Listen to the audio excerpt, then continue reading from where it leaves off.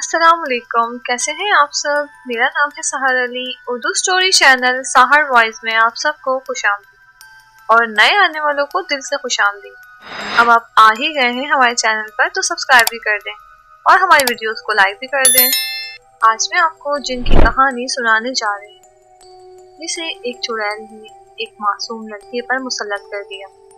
इस जिन के साथ रहते हुए उस लड़के को किन किन मामलात का सामना करना पड़ा। जानने के लिए कहानी को मुकम्मल सुनिएगा और अपनी राय का इजहार भी कमेंट बॉक्स में जरूर कीजिएगा।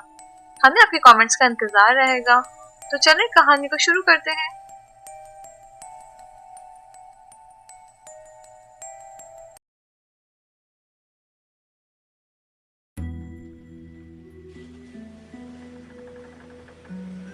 वाकया कुछ इस तरह है कि मैं बचपन से ही अपनी नानी अम्मा के पास हूँ। मैं अपने मामू के घर